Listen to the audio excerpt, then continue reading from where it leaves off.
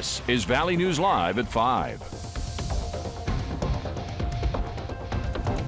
Happening right now, we begin with the Fargo Blues Fest. It's underway at Newman Outdoor, despite the challenging conditions from smoke from that wildfire up in Canada. We wanted to see what kind of crowd was on hand. It appears to be a pretty decent crowd, and whether anyone was wearing a mask, and it doesn't seem to be the case for too many.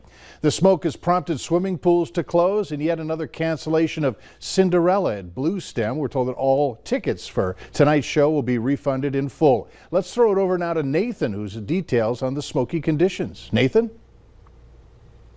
Yeah, Mike, thanks. Happy Friday, everybody. Definitely smoky conditions across the region, dangerous air qualities, but it does give for some good looking photos. Look at this from our friend Erica. Upload this from the Swanville, Minnesota area of that hazy sun. But let's get right into that air quality alert. This has been extended now until 3 p.m. on Tuesday. It was set to expire at 3 p.m. today, but the Pollution Control Agency of Minnesota has extended this until Tuesday. But don't get it twisted, still expecting some dangerous air qualities across North Dakota for this weekend as well.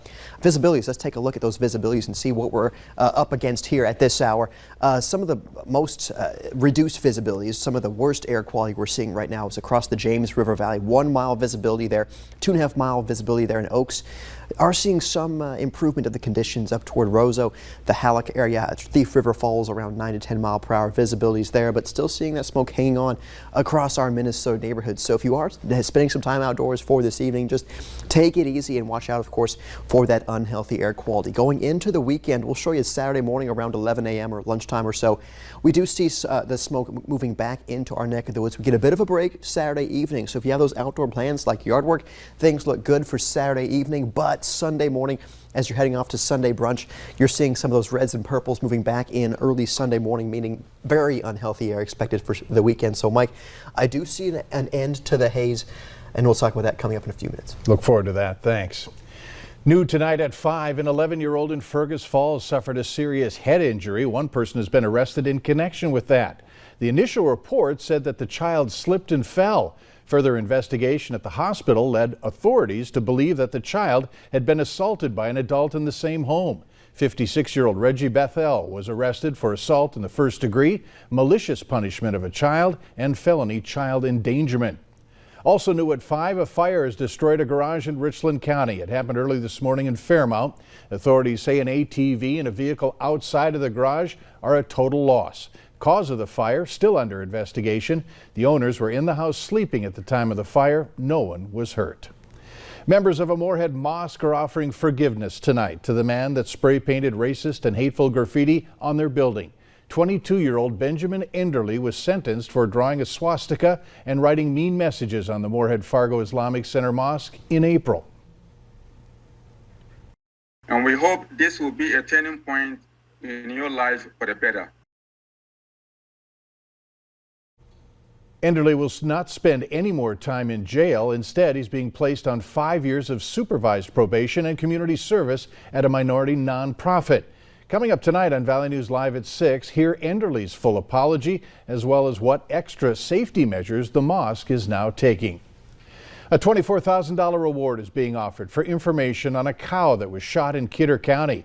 Investigators say it was found dead yesterday in the Dawson and Tappan areas, but they also say the crime happened earlier this month. And if you have a tip, you're asked to call the sheriff's office.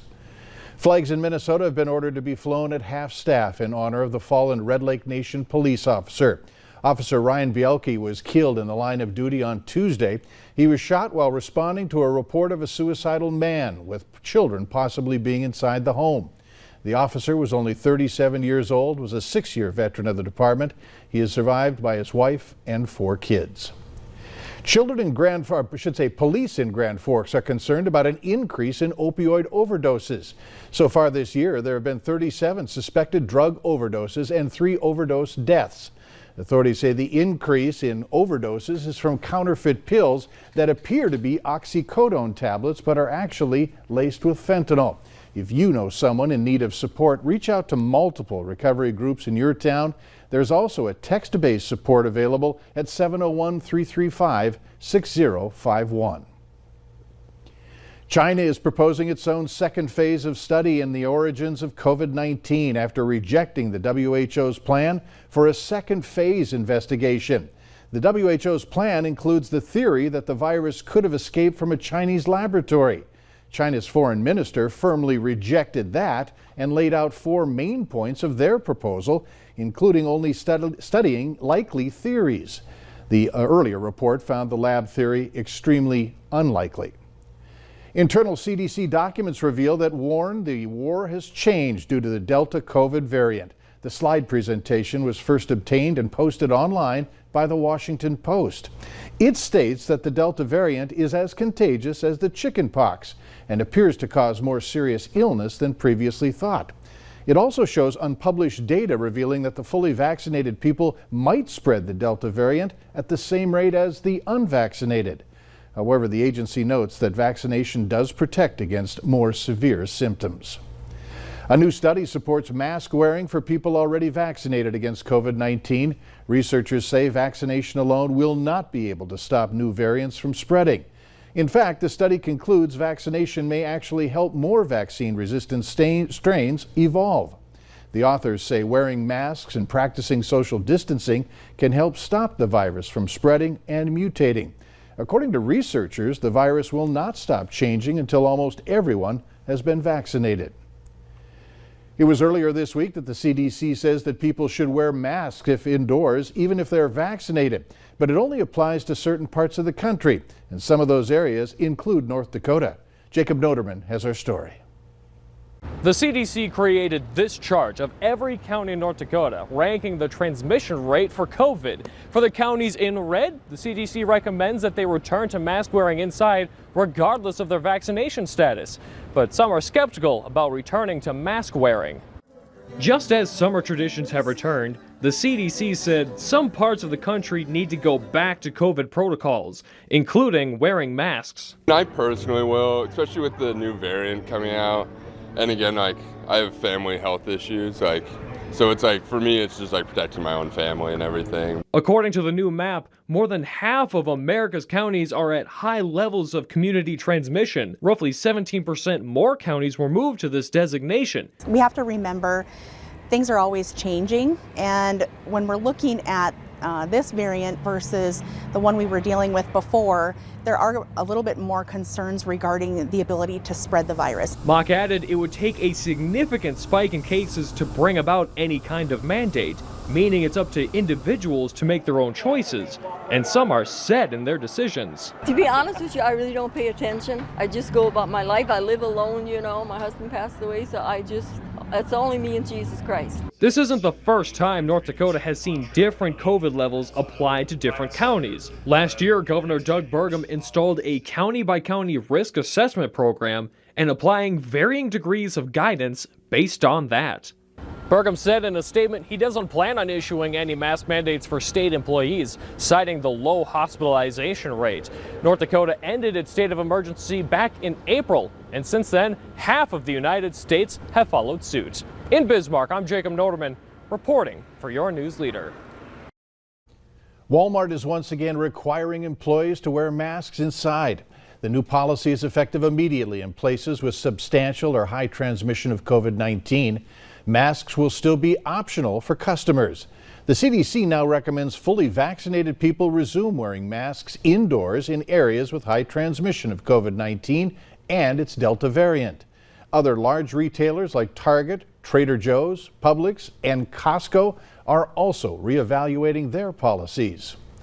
With the federal eviction moratorium set to expire this weekend, Democrats are frustrated with the slow pace of help that's getting to struggling renters. The Supreme Court has ruled that Congress would need to pass any extension beyond that date, and little of the $46 billion in pandemic rental assistance passed by Congress has made it to those behind on their rent. Meanwhile, the Biden administration says it has no power to extend the moratorium following the court's decision. Now Congress is left scrambling for a solution. Why should the renters be punished for the fact that the system did not put money in their pockets to pay the rent to the landlords?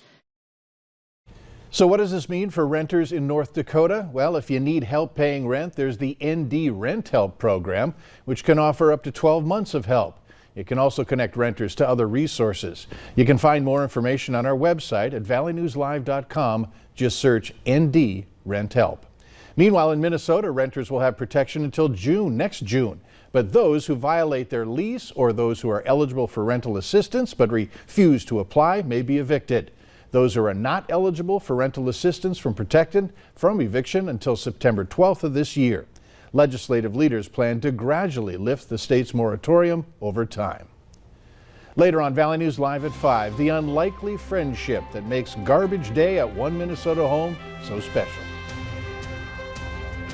And hazy skies out there this evening for your Friday evening plans, expecting temperatures to cool eventually into those 70s with that southwest wind still around 10 miles per hour in Fargo. Then in Grand Forks, may see an isolated shower or storm out by the northern valley, but look at those temperatures, 60s expected past the midnight hour. We'll look ahead to your weekend forecast next.